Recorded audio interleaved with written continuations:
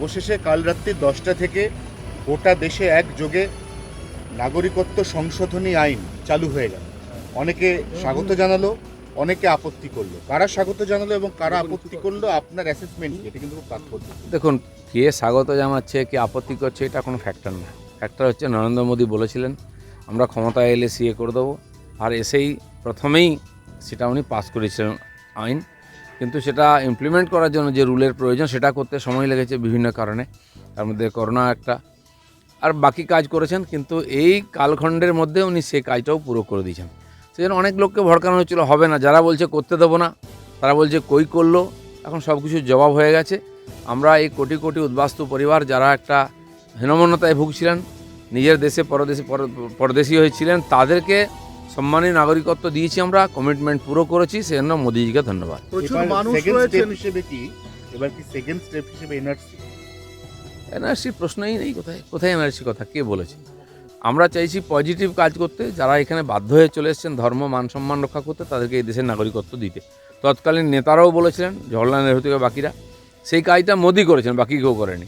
আর এই মমতা ব্যানার্জি থেকে বাকি সব পার্টির নেতারা নাগরিকত্বের লোভ দেখিয়ে রাজনীতি করে ভোট নিয়েছেন, কিছু করেননি। আর যখন মোদিজি করতে গেছেন বিরোধিতা করেছেন। তাদের যে দ্বৈত চরিত্র এটা পরিষ্কার হয়ে গেছে। আমরা আমাদের কমিটমেন্ট রক্ষা করতে পেরেছি। একসময় বিরোধীরা সিএ কে ক্যা ছি বলে বিভিন্ন স্লোগান তুলেছিলেন, কিন্তু কাল যখন এটাকে লাগু করা হয় তখন কেউ কেউ বলছেন, কে মমতা বন্দ্যোপাধ্যায়কেও বলতে শোনা গেছে, যদি কারো নাগরিকত্ব চলে যায় তাহলে তিনি আন্দোলন করবেন, ছাড়বেন না। উনি ভেবেছেন যে হয়তো লাইন দিয়ে ওই 100 দিনের টাকা নেওয়ার মতো নাম রেজিস্ট্রি করতে হবে, ডকুমেন্ট নিয়ে আসতে হবে, উনি আটকাবেন, গুন্ডাদের দিয়ে আক্রমণ করে ভেস্তে দেবেন। ওনার হাতে কিছুই থাকলো না, পেন্সিল থেকে গেল হাতে। উনি তাই বাধ্য হয়ে এখন কাল যান সুর নরম ছিল, হেরে যাওয়ার একজন ব্যক্তির পরাজিতর যে আওয়াজ থাকে সেরকমই ছিল। উনি হেরে গেছেন এবং উনি লোকজন খেপিয়ে যাদেরকে রাস্তায় নামিয়েছিলেন তাদেরকে জবাব দিন, কেন নামিয়েছিলেন, কার কি ক্ষতি হয়েছে? একটা মানুষেরও ক্ষতি হওয়ার কথা নয়। তো সেই জন্য এই ধরনের রাজনীতিটা বন্ধ হবে এবারে। আর যদি আবার কেউ রাস্তায় নামে, মনে রাখতে হবে যে 100 কোম্পানি সেন্ট্রাল ফোর্স এখানে আছে। আর একবার দণ্ডবিধি লেগে গেলে তখন একবার ভিতরে ঢুকলে 2-3 মাসের আগে বেরোতে পারবে না কেউ। ইতিমধ্যেই তৃণমূল কংগ্রেসের 42 প্রার্থী তারা সব দেওয়াল টেওয়াল লেখা শুরু করে দিয়েছেন।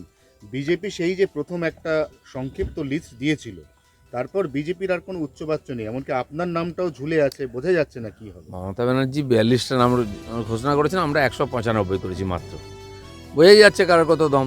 আর যা ওনার লিস্ট এসেছে প্রার্থী, তাতেই উনি অর্ধেক হেরে বসে আছেন।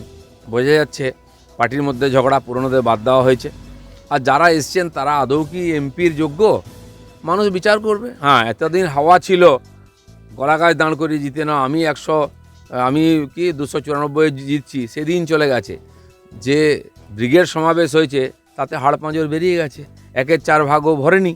পুলিশ ডান্ডা নিয়ে পাড়ায় ঘুরে ঘুরে বলেছে চলো বাসে ওঠো, কেউ ওঠেনি কিন্তু। আর যারা এসেছিলো এখানে নিউ টাউনের বাস স্ট্যান্ডে যে টেন্ট হয়েছিল, এখানে যে লোকজন ছিল তার অর্ধেকও মাঠে যায়নি। দুপুরবেলা মদ মাংস চলছিল এখানে।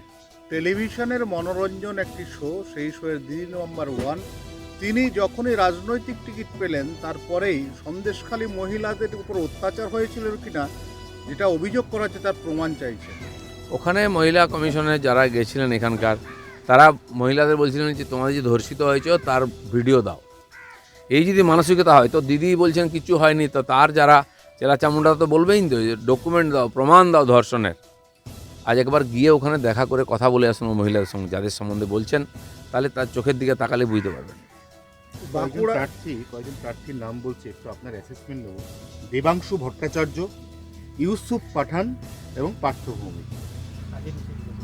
না দেখুন, যেমন পার্টি তেমন প্রার্থী হবে, তাদের ভাঁড়ারে যা আছে তাই তারা বার করেছে। কোনো ভদ্রলোক আর আসছে না টিকিট নিতে, কোনো খেলোয়াড় এটা ওটা, বিশেষ করে পশ্চিমবাংলা থেকে কোনো সজ্জনকে তারা পাচ্ছেন না। পার্টিটার যা দুরবস্থা, যা ইমেজ হয়েছে, কোনো ভদ্রলোক ওই পার্টিতে ক্যান্ডিডেট হবে না। তাই ওই ছাই ফেলতে ভাঙাগুলো যা পড়েছিল বাড়িতে কুড়িয়ে নিয়ে চলে এসছেন। আর গুজরাট থেকে লোক ধার করে নিয়ে আসছে। যদি ইউসুফ পাঠান জেতার মতো ক্যান্ডিডেট, তো গুজরাটে যদি ক্যান্ডিডেট করতো, ওখানে টিএমসি জোড়া ফুলে গুজরাটে একটা এমপি হয়ে যেত। জানেন কি পরিস্থিতি, বিহার থেকে আনতে হচ্ছে, দিল্লি থেকে আনতে হচ্ছে। এই তো টিএমসি, যারা বাঙালি বলে বিজেপিকে গালাগালি দিত, আজ তারা ভিখারির ঝুলি নিয়ে সারা ভারতবর্ষ ঘুরে এসো গো, আমাদের ক্যান্ডিডেট হও, আমরা টিকিট দিচ্ছি। পয়সা দিলেও টিকিট নিচ্ছে না লোকে। দাদা শেষ প্রশ্ন হচ্ছে যে অর্জুন সিং আবার তার রাজনৈতিক জীবন একটা ডাইলেমার মধ্যে গেল। তিনি কোথায় যাবেন, কোন দিকে ঝুঁকবেন, সেদিকে কিন্তু সবাই জল মাপছে। ইভেন বোধ তৃণমূল তো মাপছে, পশ্চিমবাংলায় অনেক নেতা এখন ত্রিশঙ্কু হয়ে গেছেন। এই ডামাডোলে তারা বুঝতে পারছেন না কোথায় থাকা উচিত। আধারহীন যারা নেতা তারা সুবিধায় ভোটের সময় টিকিটটা কোনো দিক দিয়ে নিয়ে দাঁড়িয়ে যান, জিতে যান, এরকম চলছিল। আমার মনে হয় পশ্চিমবাংলার রাজনীতিও পরিষ্কৃত হচ্ছে। নরেন্দ্র মোদীর দিকে তাকিয়ে মানুষ এই নীতিহীন বা দুর্নীতিগ্রস্ত যেসব নেতারা রাজনীতির জামা গায়ে পরে করে খাচ্ছিলেন সেগুলো বন্ধ হবে। অর্জুন সিং কোথায় যাবেন, কী করবেন, সেটা এখন বোধহয় ওনার হাতে নেই। আর কোন পার্টির সঙ্গে আছেন তারা ঠিক করবে।